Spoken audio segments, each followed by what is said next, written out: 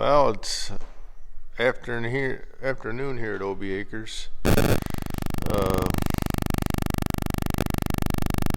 got some news here today. I've been telling a couple viewers I had a new purchase, and here it is. It showed up yesterday. I should have showed video unloading it, but here it is, the new cart, new to me cart,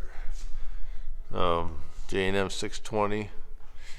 And I was worried, you're buying it sight unseen. I wasn't going to drive all out to Wisconsin and look at it, but it's just like it shows. I mean, the tires I think are brand new. They look brand new. I mean, there's no wear on them at all.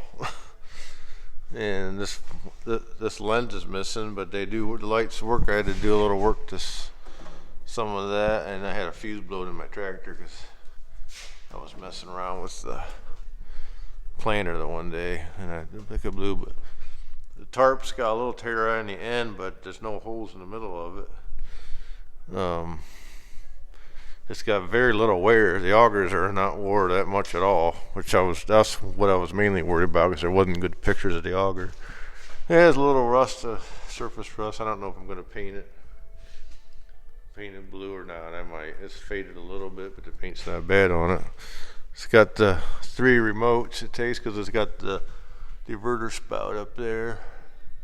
I got that light working. It's got a little mercury switch on the end of that, so that light shuts off when you fold it up, and I got that working. It wasn't working. The connector come loose. I had to put another piece of wire on it. And I couldn't get the scales. I couldn't get them to work, but that was because of that fuse being blown, because it runs off the rear, the light, the auxiliary lights on the, which I don't think that's ideal. The manuals I saw, and I don't know if this scale was added to this car, but these are the scales they put on these. Have a battery. This one don't have a battery, so they stay powered all the time. But so I gotta turn the lights on, the auxiliary lights on for it to power up. But I got it to power up, but it was a little flaky. I zeroed it, but I think one of the load cells might be going bad. So I got to figure out which one, but it did power up when I did it. It worked good, but then I zeroed it and it started acting goofy. So it's in good shape. I mean, I'm pretty pleased with it so far. I just need to get mine sold now. It's for sale if anybody's looking for one. It's an older J&M 600 bushel side auger. That's why I bought this. This has a little bit longer auger because I have trouble reaching my semi when I'm in a ditch.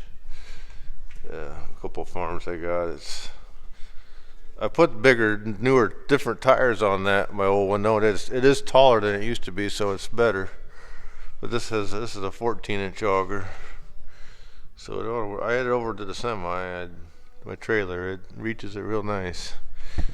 But this is what it is.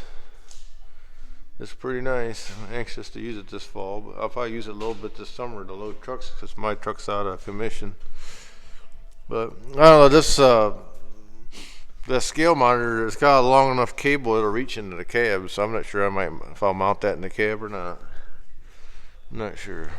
That way I could power it, and it would work good. I could power it from the cab and the accessory so it would stay on all the time. That might be a good idea. Or I could put it on the other tractor, the 9130. Anyhow, that's what it is. I hope everybody guessed it, and hope you're anxious to see it as I am. I tried it out, and it works really good. The augers are in really good shape. So anyhow, hope you enjoy this video, and give me a thumbs up and subscribe if you didn't already, and thanks for watching.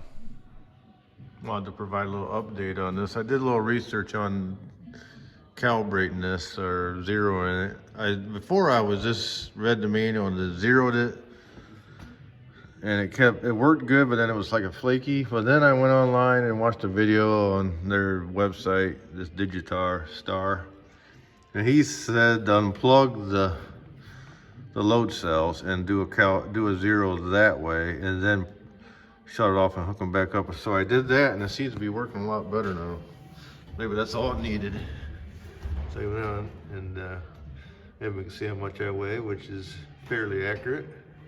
And I get off, and it seems to be working now. So I'm a little tickled. I just want to be able to calibrate my yield monitor for each field. I mean, I guess you can do a gross net.